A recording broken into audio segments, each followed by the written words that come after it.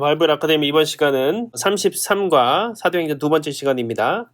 지난 시간 사도행전에 대해서 간략하게 살펴봤다면은 이제 사도행전의 전체적인 내용들을 한번 살펴보겠습니다. 이번 시간은 이제 사도행전 전체를 살펴보다 보니까 다 정확하긴 하지 못할 수도 있습니다. 여러분들이 지금 중요한 것은 성경책을 펼치시고 쫓아오십시오. 체크하시면서 또 성경책도 꼭 읽으면서 그렇게 따라와 주시기 바랍니다. 사도행전에는 두 부분으로 이렇게 나눌 수가 있습니다. 여기 중심 인물은 베드로와 사도 바울이고요.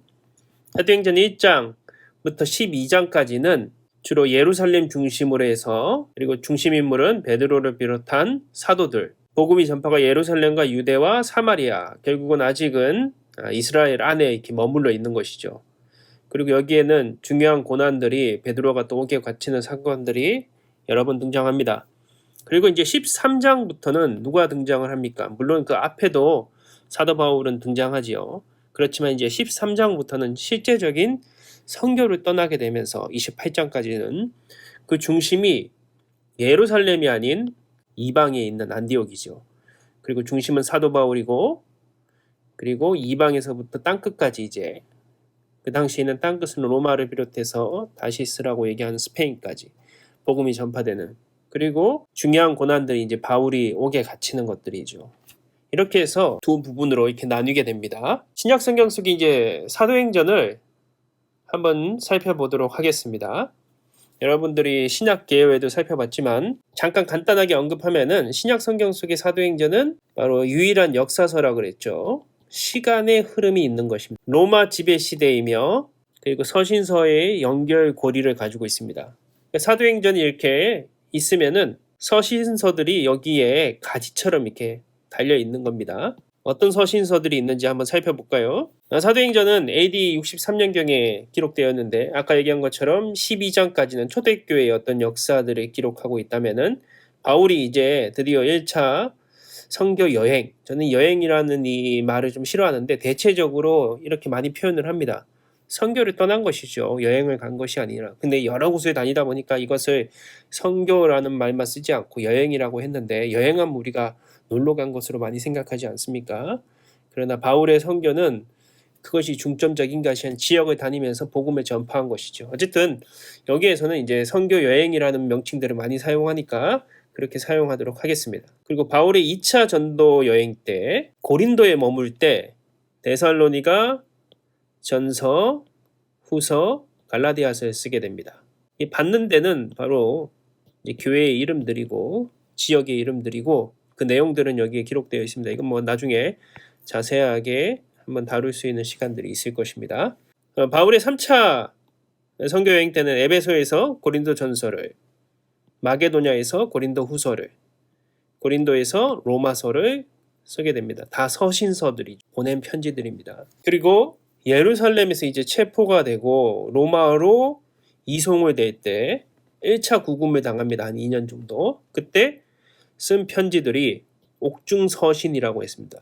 1차 구금 때 4권인데 골로새서, 빌레몬서, 에베소서, 빌립보서, 그리고 목회서신도 기록합니다. 이때는 아마 바울이 이제 뒤에 또 자세히 다루는데 풀려났을 것이다. 잠시 로마에서 이제 풀려나서 이제 선교를 할 때 이 편지들을 썼을 것이다. 특별히 이제 목회에 대한, 사랑하는 자기의 자녀와 같던 디모데에게 또 디도에게 보내는 그런 목회 서신을 어떻게 해야지 맡겨진 교회들을 담당하는지, 다시 이제 로마에 2차로 감금이 되게 됩니다. 그래서 그때 이제 마지막 옥중 서신을 쓰는데 바로 디모데에게 보내는 디모데 후서입니다. 그리고 나서 이제 순교를 했다고 그렇게 사람들은, 또 학자들은 그렇게 생각을 합니다. 이제 사도행전에 앞으로 등장하는 그림들은요, 성경 익스프레스라는 그 책에 나와 있는 그림들을 제가 이렇게 발췌해서 여러분들과 나눕니다. 사도행전 1장부터 12장은 초대교회와 또 성령의 역사, 그리고 베드로를 주로 다루고 있다고 얘기했지 않습니까? 한번 그냥 그림을 통해서 쭉 한번 그냥 살펴보신다면은, 바로 1장에 보면 예수님께서 승천하시죠. 그리고 재림을 약속합니다. 이 사도행전에서 굉장히 중요한 주제이고, 제일 중요한 주제는 1장에 등장하는 바로 선교 명령이죠. 오직 성령이 너희에게 임하시면 너희가 권능을 받고 예루살렘과 온 유대와 사마리아 땅끝까지 이르러 내 증인이 되리라. 사도행전 1장 8절. 교재에도 있습니다. 여러분들이 꼭 찾아보십시오. 2장을 보면 성령이 임하고 그리고 교회가 시작하게 되죠. 교회의 역사는 성령의 역사입니다. 성령이 떠나면 어떻게 됩니까? 하나님이 임재하는 교회가 되지 못한다는 거. 이제 베드로가 3장에서는 안진병이를 일으키는 그 사건 기록되어 있고요. 사도들이 또 이제 감옥에 갇혔다가 또 석방되는 천사의 도움으로 그 사건들이 4장, 그리고 5장은 그 유명한 이제 아나니아와 삽비라 아닙니까? 하나님의 속인 자의 최후, 그것을 기록하고 있고, 6장은 이제 교회가 점점 성장하면서 7 집사를 선택하게 됩니다. 사도들은 말씀을 가르치는데 더 전념하고, 교회의 모든 업무들은 이제 집사들을 선정해서 그 일을 담당하게 하는, 그 중에 한 명이 바로 스데반 아닙니까? 스데반이 결국은 이제 사람들의 미움을 사게 되고 스데반이 순교를 하게 됩니다. 그 옆에 있었던 사람이 누구입니까? 사람들이 벗어놓은 옷자락을 들고 있던 사람이 바로 사울이죠. 사도 바울 회심하기 전에 사울이었습니다. 그리고 8장은 빌립이 선교를 떠나게 되죠. 사마리아에 가서 전도하는. 그리고 9장은 바울의 다메섹 회심을 다루고 있습니다. 사도행전 9장 3절부터 4절을 보게 되면은 사울이 길을 가다가 다메섹에 가까이 이르더니 호련히 하늘로부터 빛이 그를 비추는지라 땅에 엎드려져 들음에 소리가 있어 이르시되 사울아 사울아 내가 어찌하여 나를 박해하느냐 하시거늘 대답하되 주여 누구시니까 이르시되 나는 내가 박해하는 예수라. 바로 그 부분이 그 10장은 아직도 베드로를 비롯한 유다에 머물러 있는 예루살렘 교회에서는 이방인에 대한 선교를 받아들이지 못하고 있었죠. 하나님께서 이제 고넬료를 통해서 이방인에게도 복음이 전파되는 것이 하나님의 뜻임을 알려주시죠. 11장은 이제 베드로가 변론을 하는 그런 장면이 나옵니다. 그리고 12장은 이제 시몬 베드로가 감옥에 갇혔다가 가까스로 이제 탈출하게 되는 그 장면들이 나옵니다. 그래서 12장을 조금 더 살펴보면은 이제 야고보의 순교와 베드로의 투어, 헤롯의 죽음이 등장합니다. 그래서 12장까지 어떤 흐름이 이제 끊어지고 여기서 마치게 되고 새로운 이제 유다가 아닌 전 세계로 이방인에게 복음이 전파되는 게 13장부터, 그래서 어떻게 보면 하나의 흐름을 마치게 되는 장이 12장인데, 그리고 나서 이제 사도 바울이 12장 끝에서부터 해서 13장에 등장하게 되는 것이죠. 최초의 순교자가 나오는데 헤롯 왕이 손을 들어 교회 중에서 몇 사람을 해하려 하여 요한의 형제 야고보를 칼로 죽이니 베드로도 잡으려 할세 무교절의 기간이라. 근데 12장 17절에 보면은 또 여기에 야고보가 등장합니다. 이 야고보는 누구입니까? 바로 예수님의 동생 야고보이죠. 사도는 아니었지만 이때부터 예루살렘의 어떤 중심 지도자로 떠오르게 되고 또 야고보서를 기록하게 되죠. 또 사도행전 12장을 보면 이제 헤롯이 죽게 되는데 그 헤롯, 죽은 헤롯은 누구입니까? 여기 앞에 봤던 그 계보를 한번 쭉 살펴보게 되면은 바로 우리가 흔히 얘기했던 대헤롯, 그리고 그 자녀인 아킬레오, 안티파스, 빌립, 이 헤롯들이 사실은 예수님의 생전에 계속 등장하는 헤롯이었다면은 이제 사도행전 12장에서 그 야고보 사도를 죽이고 했던 그 헤롯은 누구냐면은 헤롯의 딸 미리함의 1세의 이제 자녀인 아그리파 1세입니다. 그리고 나중에 또 바울을 신문할 때 나오는 헤롯 아그리파 2세는 이제 사도행전 25장에 등장하죠. 바로 자녀라는 것이죠. 여러분들 여기에 이제 혼란이 없으시기 바랍니다. 그래서 베드로의 활약들이 주로 등장합니다. 베드로의 설교, 각색 병자를 고치는 이적들, 또 중풍병을 도루관을 고치는 베드로의 또 투옥 4장과 5장과 12장에. 그래서 이 12장까지는 교회의 시작과 또 무대는 유다, 사마리아 거기에 머물러 있고 베드로가 중심 인물이었다. 근데 이제 드디어 12장 끝에 누가 등장합니까? 사도 바울이 등장하죠.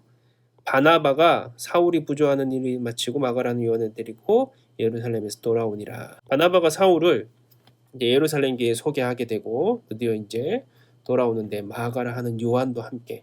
그래서 이제 선교 여행을 떠날 수 있는 준비가 된 것입니다. 이 사도행전 9장부터 12장 속에서 이제 등장하는 바울의 어떤 회심에 대한 부분들을 잠깐만 간략하게 다루면은 여러분들이 이 자료는 다 자세하게 다뤄져 있으니까 한번 집에서 읽어보시고요. 사도 바울이 어디서 출생합니까? 이 다소라는 곳에서 출생을 합니다. 그리고 나서 다메섹으로 가는 그 길, 이 다메섹이 여기인데요. 여기서 예수 그리스도를 빛 가운데 만나게 되죠. 그리고 나서 자기를 반대하는 유대인들이 있었기 때문에 얼마 동안 아라비아 광야에서 지나게 됩니다. 그러다가 광주리를 타고 이제 다메섹 성벽에서 내려와 도망치는 또 사건을 겪게 되고요. 그리고 예루살렘에서 바로 바나바가 예루살렘 교회에 사도 바울을 소개하게 됩니다. 그래서 이제 우리가 바나바 사역 이런 것들을 얘기하는데, 바나바는 새로운 사람을 이렇게 잘 정착할 수 있도록 하는, 바울을 세워줬던 사람. 그러니까 바울의 어떤 선교 그 시작에는, 그 뒤에는 바나바라는 사람이 있었다는 것이죠. 그리고 이제 이방 선교의 거점이 바로 이 안디옥이라는 곳이거든요. 그 당시 이제 수리아 지역, 여기가 이스라엘이었다면은 여기는 이제 이방 지역이었죠. 그 안디옥에서부터 바울의 이제 세 차례에 이쪽으로 떠나는, 우리가 선교 여행이라고도 표현하는 바로 그것을 떠나게 됩니다. 그리고 나서는 이제 쭉 여러 가지 사건들을 겪게 되고요. 결국은 사도 바울이 로마에서 마지막 형장에서 순교를 하게 됩니다. 여기 있는 사건들은 여러분들이 그의 일생 가운데 또 한번 살펴보면 좋겠습니다. 이렇게 자료에 보면은 그림과 설명들이 나오니까요. 여러분들이 그걸 매치시키면서 이제 바울의 일생이 한눈에 들어올 것입니다. 이제 13장부터 14장은 또 사도행전에서는 12장 25절부터 해서 14장 28절까지인데 바울의 1차 전도, 그것이 기록되어 있습니다. 출발은 어디 갔고 얘기합니까? 이 안디옥에서 출발하게 되죠. 바나바와 바울과 마가 요한이 최초의 선교사로 파송을 받습니다. 그리고 이 살라미의 회당에 가서 복음을 또 전파하게 됩니다. 그게 13장에 등장하고요. 그리고 버가에서 마가 요한과 바울과 바나바를 떠나서 예루살렘에 돌아가는, 이 마가라는 사람이 변화된 삶의 모습들을 보면은 참 그것도 드라마틱하거든요. 어쨌든 그때만 하더라도 이 마가 때문에 결국은 바울이 이렇게 바나바와 또 싸우게 되고 이렇게 헤어지게 된 사건을 겪게 됩니다. 그리고 나서 이제 비시디아 안디옥을 비롯해서 갈라디아 지방의 교회들이 세워지고 믿는 사람들의 수가 점점 늘어나게 됩니다. 그리고 누스드라는 곳에서 이제 안전병에 고침을 받고 바울이 돌에 맞아 거의 죽게 되는 또 그 사건도 겪게 되죠. 그리고 바울과 바나바가 이제 이스디온, 이고니온과 누스드라와 버가를 방문해서 다시 안디옥으로 돌아오게 됩니다. 안디옥 교회에 돌아와서 이제 선교 보고를 하는 장면이 14장 26절부터 28절, 이렇게 바울의 전도 선교 여행이 이곳에 기록되어 있습니다. 여러분들 지도를 보면서 한번 또 성경을 같이 보면서 읽어보면서 이렇게 살펴보면 좋을 것 같습니다. 흐름이 어떻게 된다고요? 이렇게 출발을 해서 이렇게 이 지역을 돌고 이렇게 온 것이죠. 이런 모양입니다. 이런 모양. 이렇게 선교 여행을 마치게 됩니다. 그리고 이제 바울의 2차 전도가 시작됩니다. 사도행전 15장부터 18장까지인데요. 이때 아까 위에서 살펴본 것처럼 바울이 데살로니가 전후서와 갈라디아서를 선교 여행 중에 기록하게 되죠. 서신서를 이렇게 보내게 됩니다. 출발이 어디라고요? 출발은 항상 이 안디옥 교회가 중심이었습니다. 그래서 안디옥에서 바울과 실라가 갈라디아 지방의 신자들을 가르치기 위해서 2차 전도를 떠나게 됩니다. 두 번째로 어디에 가게 됩니까? 이제 더베라는 곳에, 바로 여기가 더베이죠. 여기가 안디옥이고, 더베라는 곳에 교회가 점점 세워진 교회가 강성하게 되고, 그리고 나서 누스드라라는 곳에 그래서 디모데가 바울의 전도 여행에 합류하게 됩니다. 그리고 바로 비시디 안디옥과 이고니안의 신자들의 격려를 받고요. 그리고 그 유명한 이제 드로아에서 바울의 어떤 환상 중에 마게도냐 사람이 나타나서 도움을 청하죠. 누가의 일행이 또 여기에서 합류하게 됩니다. 그때 우리가 누가를 다룰 때 이 16장 9절부터 10절이 우리라는 표현을 썼다고 그러지 않습니까? 이때 누가가 이때 합류를 하게 되는 것이죠.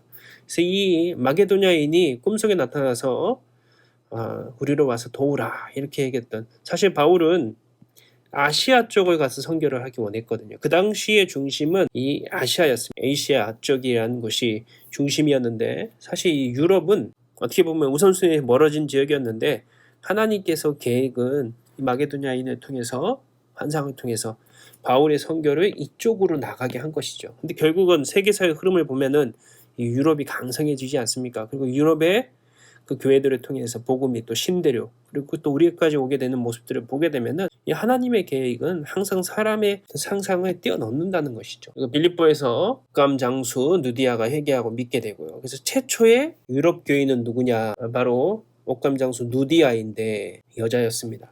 항상 교회에는 더 헌신하고 더 많은 믿음으로 희생했던, 그리고 보이지 않는 것에 애쓰는 분들이 여성분들 아닙니까?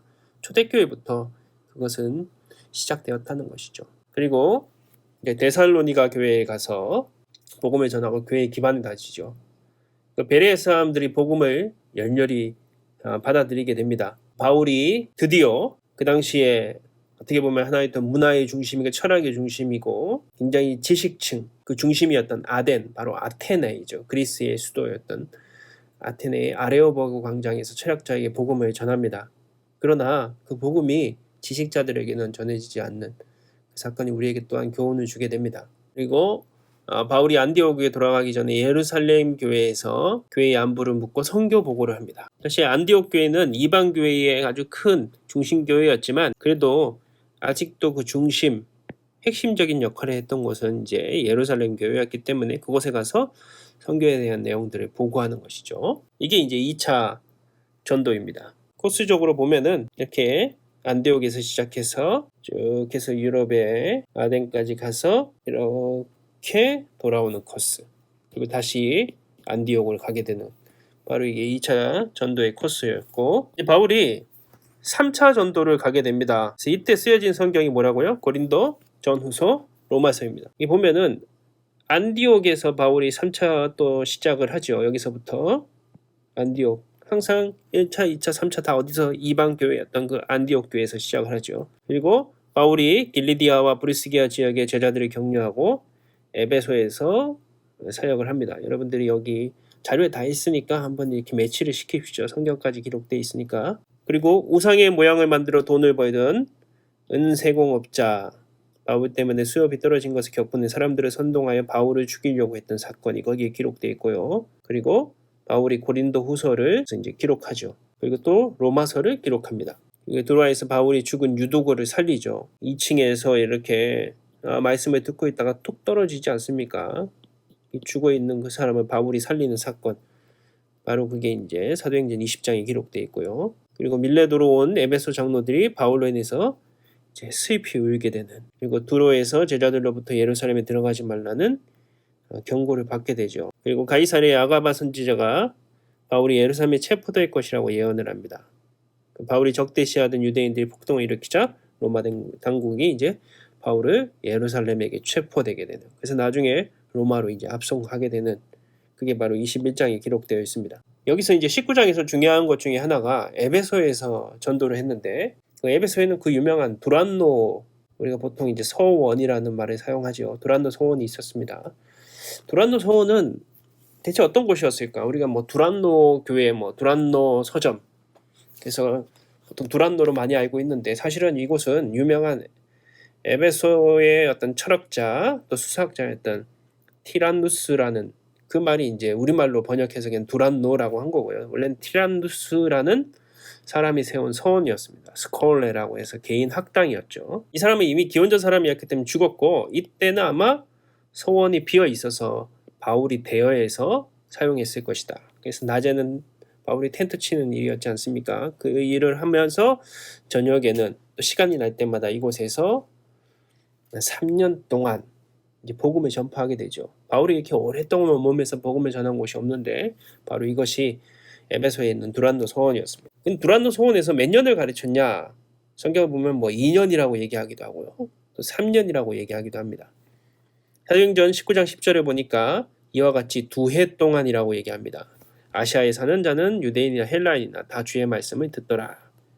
근데 20장 31절을 보면은 이제 에베소를 떠나면서 장로들에게 자신이 어떻게 살았는지, 어떻게 복음을 전했는지 언급할 때 3년 동안이라고 언급해요. 그러면 여러분이 읽기에 내가 3년이나 밤낮 쉬지 않고 눈물로 각 사람을 훈계하던 것을 기억하라. 2년이 맞습니까? 3년이 맞습니까? 그 당시 유대인들은 2년 몇 개월은 3년으로 보는 것이 통례였다는 것이고, 우리도 그렇게 많이 보통 하지 않습니까? 2년 뭐 7개월이다, 6개월이다, 그럼 보통 그냥 3년이다 이렇게 얘기하는 것처럼 바울의 에베소 사역은 2년이 넘습니다. 두란노 서원에서 2년, 회당에서 한 6개월, 또 아굴라와 브루스길라와 집에서 수개월 동안 가르쳐서 이 모든 것을 이렇게 합하면은 보통 한 3년 정도 되었을 것이다. 그래서 학자 브루스라는 사람은 52년 가을부터 55년 여름까지였을 것이다. 그렇게 추측을 합니다. 제가 아는 자료들은 항상 근거를 가지고 여러분들에게 설명하려고 합니다. 학자들이 연구했던 근거들. 그게 뭐 진리이다, 반드시 맞다 이런 것보다는 여러 연구들 속에서 그래도 뭔가 근거가 있는 자료들을 통해서 얘기하려고 합니다. 성경에 없는 내용들은. 그래서 바울은 이제 에베소 전도에서 천막을 만들어 생계를 유지하면서 오후에는 두란노선에서 복음을 가르쳤죠. 에베소 사역 기간에 바울은 또 소아시아의 골로새, 히에로폴리스, 라우디게아 등 교회를 또 개척했습니다. 그래서 이미 이때 아시아의 7개가 서 있었다고 그렇게 얘기를 합니다. 바울의 3차는 이렇게 시작해서 이제 이렇게 넘어가서 이렇게 쭉쭉쭉쭉쭉쭉쭉 쭉 하고 오게 되는 것이죠. 자, 이제 사도행전 22장부터 28장에 기록되어 있는 바울의 체포와 로마 압송 1, 2, 3차 선교가 있지 않았습니까?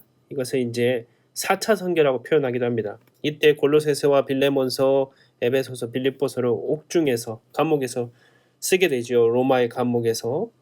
그리고 잠시 풀려났을 때 디모데 전후서와 디도서를 쓰게 됩니다. 이게 목회 서신이고 쭉 한번 살펴보면은 사도 바울이 예루살렘에서 잡히게 되고 그리고 사내들인 공의에서 자신을 변론합니다. 그리고 벨릭스와 또 베스토와 헤롯 아그리파 2세이죠. 그에게 신문을 받습니다. 그리고 이제 로마로 압송되게 되는데 로마는 여기였는데 배를 타고 가야 되는데 이게 겨울이었기 때문에 미항이라는 이 그라데 섬에 있는 이 미항이라는 곳에서 겨울을 나자는 바울의 공고를 선장과 선주가 무시하게 되죠. 그래서 어떤 일을 당하게 됩니까? 백어 광풍을 만나서 자초되게 되죠. 그게 이제 사도행전 27장에 기록되게 있습니다. 그러다가 이제 바울 일행이 멜리데 섬이라는 곳에 이제 상륙을 하게 되는데 거기서 목숨은 건졌지만 또 어떤 사건을 겪게 됩니까? 거기서 바울이 독사에게 물리고도 죽지 않는 그래서 거기에 있는 사람들이 바울을 신처럼 여기지 않습니까? 그리고 결국은 이제 바울이 로마로 끌려가게 됩니다. 그리고 가택연금을 당하죠. 그 가운데도 바울이 방문객들에게 또 그리스도에 대해서 가르치고 또 여기서 많은 서신서들을 기록하게 됩니다.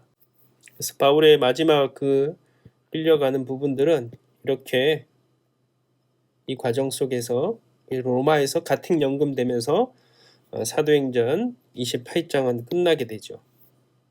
이제 사도행전의 마지막 키포인트 두 번째입니다. 첫 번째는 지난주에 지난 시간에 했고요. 두 번째는 사도 바울 중심으로 해서 나의 달려갈 길과 부름의 상입니다. 사도 바울의 꿈과 인생, 사도 바울의 어떤 전도를 총 결산해 보면은 1차 여기에 머물러 있었고 2차 이제 2차 지역은 좀 더 넓어지죠. 그리고 3차 그리고 바울이 이제 감옥으로 로마로 끌려가게 되는 바울이 로마 시민권이 있었기 때문에 이 예루살렘에서 신문을 받은 다음에 로마에 항소를 하게 되죠. 로마의 법에. 그러면서 이제 로마까지 끌려가게 되는 그 과정에도 바울은 서신서를 기록했고 선교를 했다는 것이죠. 이 바울의 선교는 감옥 속에서도 끊임없이 이어졌습니다. 그 가운데 썼던 서신서들이 바로 옥중 서신인데 에베소서, 빌립보서, 골로새서, 빌레몬서이죠. 그래서 사도행전 20장 24절이 바로 사도 바울이 꿈꿨던 자신의 꿈과 사명에 대해서 얘기하고 있습니다. 내가 달려갈 길과 주 예수께 받은 사명 곧 하나님의 은혜의 복음을 증언하는 일을 마치려 하면은 나의 생명조차 조금도 귀한 것으로 여기지 아니하노라.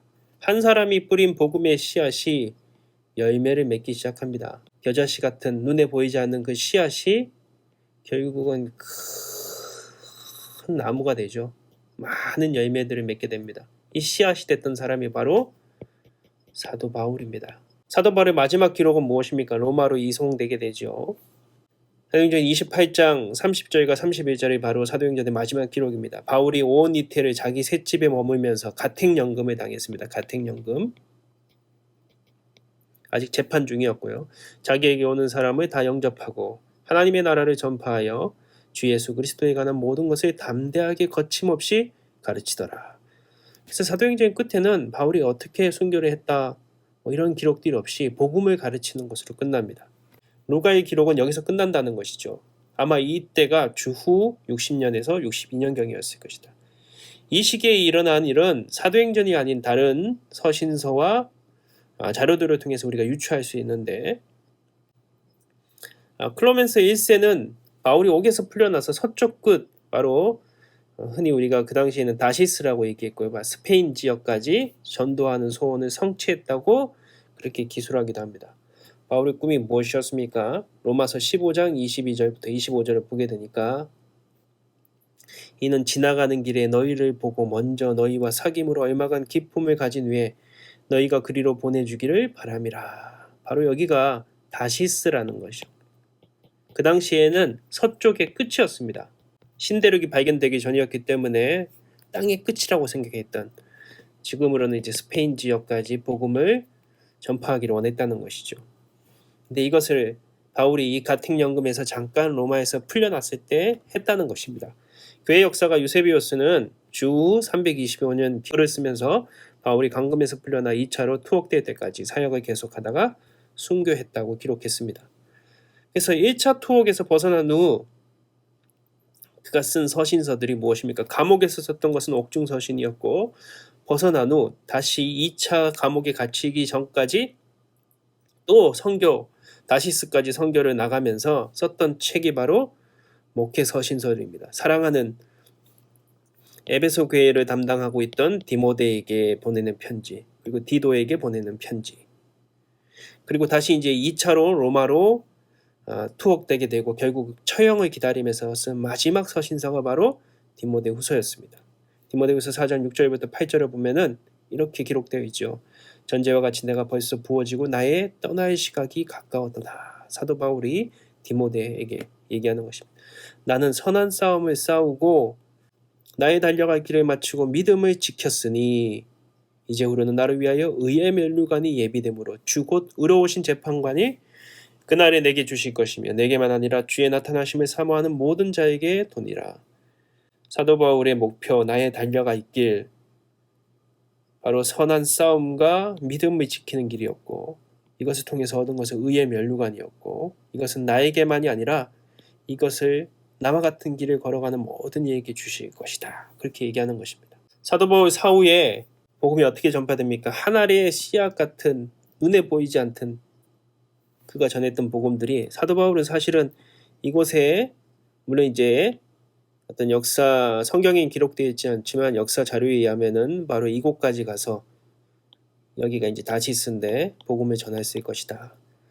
그가 처음 세웠던 유럽의 빌립보 교회부터 시작해서 이 안디옥이 복음의 중심이었고, 이제 로마 제국의 이게 국경이라면은 로마 제국 내에서 기독교가 이렇게 팽창을 했다는 것입니다. 이 지역들이 다 기독교였다는 것이죠. 바로 주 325년, 사도 바울이 죽고 나서 한 250년 정도의 시간이 흐른 다음이죠. 하나의 씨앗이 이렇게 큰 열매를, 믿음의 열매를 맺게 됩니다. 복음은 많은 사람들이 아닙니다.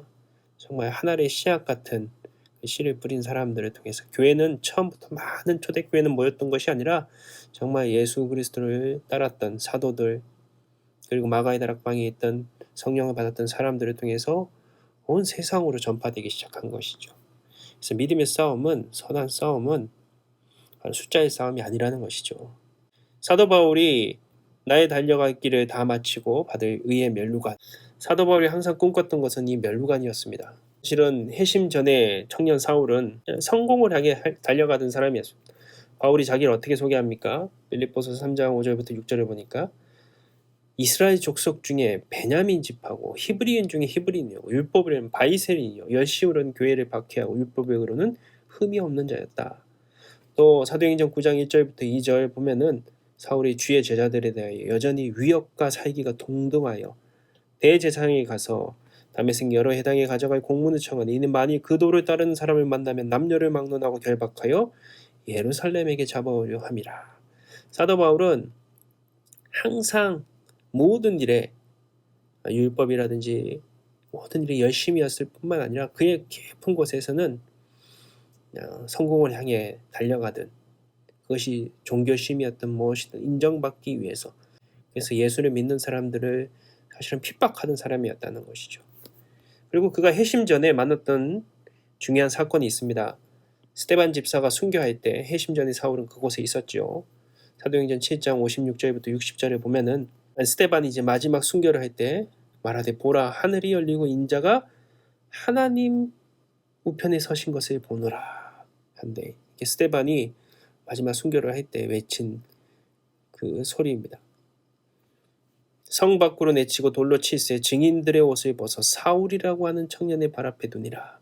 회심하기 전에 사도 바울은 이 모습을 지켜봤다는 것이죠.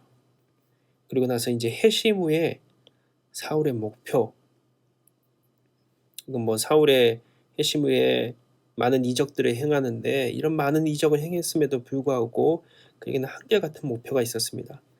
바로 표대를 향하여 하나님 앞에서 부르신 부름의 상을 향하여 내가 달려갔다. 그 상이 무엇이었습니까? 생명의 면류관, 또 의의 면류관이라고 표현하고요. 또 나의 면류관이라고도 표현합니다. 그 당시 경기의 승자들은 월계수입으로 만든 면류관을 썼습니다. 근데 예수 그리스도는 가시 면류관을 쓰셨죠. 사도 바울이 받고자 했던 생명의 면류관, 또 디모데후서 4장 8절에 보면은 이제 후르는 나를 위하여 의의 면류관이 예배되었으므로, 또 빌립보서 4장 1절에 보면은 그러므로 나의 사랑하고 사모하는 형제들 나의 기쁨이여 면류관인 사랑하는 자들아. 사도 바울이 나의 달려갈 길을 다 마치고 주님이 주실 부름의 상을 향해서 달려갔습니다. 성공을 향해 갔던 사람이 회심한 후에는 이제 하나님이 주실 부름의 상을 향해서 달려갔다는 것이죠. 그것이 면류관이었습니다. 근데 면류관은 헬라어로 스테파노스라는 단어를 사용합니다. 물론 다른 단어도 있는데 성경에서 굉장히 많은 단어가 스테파노스를 사용하고 있습니다. 근데 이 스테파노스 하면 누가 생각납니까? 바로 스데반 집사가 생각나죠. 스데반 집사가 순교할 때 사도 바울이 그 옆에 있었다고 하지 않았습니까? 그리고 그가 외치는 소리를 들었죠. 하늘이 열리고 인자가 하나님 우편에 서신 것을 보노라. 또 예수 믿는 사람을 그때는 죽이려고 했던 사울이었기 때문에 뭔가 좋지 않은 모습을 봤을지 모르지만, 그가 회심을 한 후에 예수님을 만난 후에 그때 그 스데반 집사가 외쳤던 그 소리, 그것이 떠올랐을 것입니다. 하늘이 열리고 인자가 하나님 우편에 서신 것을 보노라. 바로 스데반 집사가 걸어갔던 그 복음의 길처럼 자신도 하나님의 우편에서 서는 인생이 되고 싶다. 바로 이 스데반의 이름이었던 스테파노스, 멜루간, 이것이 같은 사도 바울이 그렇게 받고 싶어 했던 이름과 같았다는 것이 우연일까요? 결국 그렇지 않을 거라고 생각합니다. 사도 바울은 자신을 구원하신 생명의 멜루간, 주님이 주실 멜루간을 꿈꿨습니다. 이건 자기의 힘으로 얻은 것이 아니죠.